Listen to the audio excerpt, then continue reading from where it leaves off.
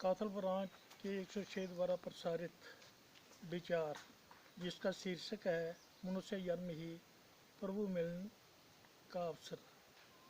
जिस प्रकार अंग्रेजी भाषा का जानकार यात्रा करता हुआ भी अंग्रेजी बोल सकता है, समझ सकता है और किसी भी स्टेशन पर उतरकर भी अंग्रेजी का उपयोग कर पाएगा, वरना ऐसा कोई करिश्मा नहीं होगा कि शायद गाड़ी से उतरते अंग्रेजी सीख ले। ऐसे ही जो जीवात्मा मानव शरीर में यात्रा करती हुई गुरु कृपा से अभ्यास और विराग द्वारा मायातीत और गुणातीत अवस्था प्राप्त कर लेती है, वही आत्मा शरीर छोड़ने पर माया और गुणों से न्यारे प्रभु से एकत्व प्राप्त करके प्रभु ही बन जाती है। अवतार वाणी में भी इसकी पुष्टि की है, जैसे कि इन्ना ऊंचा केड़ा हो गई जो ऊंचा जान लवे, बूंद बने वो आप समुद्र जो सागर में आन मिले।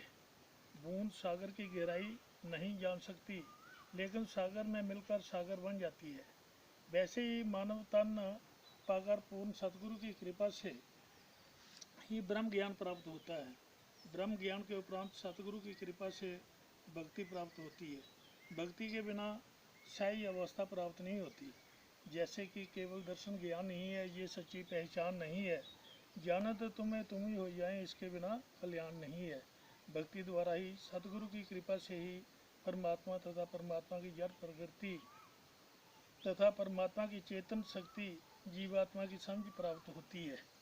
और जब जीवात्मा माया से संबंध विच्छेद करके निराकार प्रभु से संबंध जोड़ लेती है, निराकार प्रभु को ही अपना आधार और व्यवहार में निराकार प्रभु को ही कर्ता मानती है, तो प्रकृति के गुण शब्द स्पर्श रूप रसगंध इंसान की ज्ञानेंद्रियाँ कान त्वचा आँख नाक और जीवा के विषय बनकर माया में नहीं उलझाते, बल्कि ये गुण प्रभु से संबंध जोड़ने का साधन बनते हैं।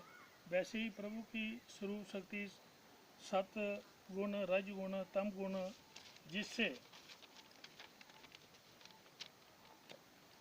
सारा संसार बंधा हुआ है, इन्हीं गुणों से प्रभावित होकर संसार में बिखराव है। हर गुण ने अपनी अलग अलग यूनिटी बनाई है। जैसे कि सतोगुण अहंकार के बंधन में बांधता है, सतोगुण दूसरों को तुच्छ मानता है, जो मानवता में अलगाव उत्पन्न करता है। ऐसे ही रजगुण धन वैभव की आसक्ति को जन्म देता है, जो जीवात्मा को संसारिक कामनाओं में बांधता है। ऐसे को संसारिक कामनाओं में बांधता है, ऐसे इंसान किसी के भी नहीं बनते। ऐसे सज्जनों का धर्म ईमान सिर्फ कामनाएं होती हैं। इनका विश्वास आज नहीं तो कल धोखा देता है। ऐसे रजोगुणी लोग भी मानवीय एकता में बाधक बनते हैं। ऐसे ही तमोगुण का प्रभाव जो इंसान को मोह निशा में सुलाता है, ऐसे इंसान मुंह में अंधे होकर सत्य को स्वीकार नहीं करते और मानव एकता में कलंक बनते हैं। ऐसे लोग दृढ़ राष्ट्र की श्रृंखला में आते हैं। इस प्रकार आदिकाल से ही तीन गुणों के प्रभाव से मानव जाति में बिखराव रहा है, लेकिन सतगुरु की कृपा से जो निरंकार प्रभु को जानकर निरंकार से जुड़ जाता है, वह गुणातीत हो जाता है। उसे सत रज तम गुण नहीं बांधने चाहते, बल्कि ऐसा भक्त ज्ञान इन गुणों से कार्य करवाता है। बाप ब्रह्मज्ञानी भक्त इनसे निर्लेप रहता है। उदाहरणार्थ इतिहास में हजरत अली का जिक्र आता है कि उन्होंने युद्ध के मैदान में दुश्मन को जमीन पर गिराया था और गला रेतने के लिए तलवार उठाई थी। दुश्मन ने सोचा कि अब मरना तो है ही, चलो मरने से पहले इसका अपमान करते जाए। तो ये सोचकर उसने नीचे से ही हजरत अली के मुख पर थूक दिया। ऐसी क्रूरता का व्यवहार पाकर हजरत अली ने तलवार नीचे रखी और शत्रु को रिहा कर दिया। इससे शत्रु हैरान हुआ कि युद्ध विराम होने पर